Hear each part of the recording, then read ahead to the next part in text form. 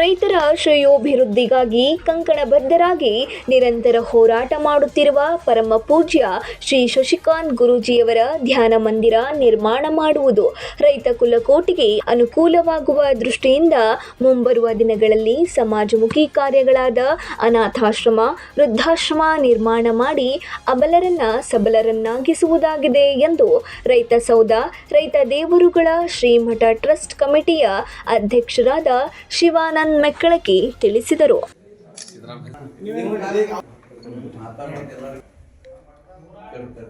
ಎಲ್ಲರಿಗೂ ನಮಸ್ಕಾರ. ನನ್ನ ಹೆಸರು ಶಿವಾನಂದ ಮೆಕ್ಕಳಕಿ, ಸಾಕಿನ್ ಮುಗುಳ್ಕೋಡು. ಇವತ್ತು ಪರಮ ಪೂಜ್ಯ ಶ್ರೀ ಶಶಿಕಾಂತ್ ಗುರೂಜಿ ಜ್ಞಾನ ಯೋಗಾಶ್ರಮ ಹಾಗೂ ಸಾವಯವ ಕೃಷಿ ಉತ್ತೇಜನ ಕೇಂದ್ರ ಅಥಣಿ ಈ ಒಂದು ಸಂಸ್ಥೆಯನ್ನು ಸ್ಥಾಪನೆ ಮಾಡಿ ಇದರ ಮುಖಾಂತರ ರೈತರ ಶ್ರೇಯೋಭಿವೃದ್ಧಿಯನ್ನು ಮಾಡಬೇಕಂತಕ್ಕಂಥ ಕನಸಿನೊಂದಿಗೆ ಈ ಒಂದು ಟ್ರಸ್ಟ್ ನಿರ್ಮಾಣ ಆಗಿದೆ.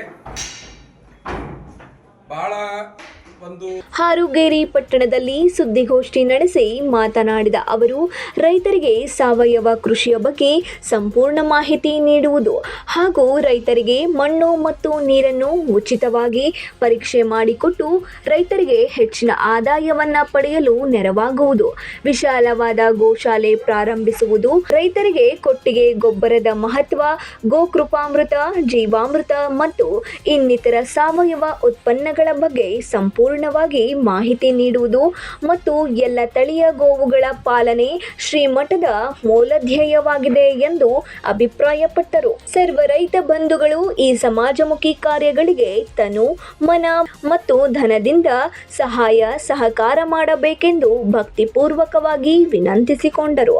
ಈ ಸಂದರ್ಭದಲ್ಲಿ ರೈತ ದೇವರುಗಳ ಶ್ರೀಮಠ ರೈತ ಸೌಧ ಟ್ರಸ್ಟ್ ಕಮಿಟಿಯ ಅಧ್ಯಕ್ಷರಾದ ಶಿವಾನಂದ ಮೆಕ್ಕಳಕಿ ಹಾಗೂ ಪದಾಧಿಕಾರಿಗಳು ಹಾಜರಿದ್ದರು.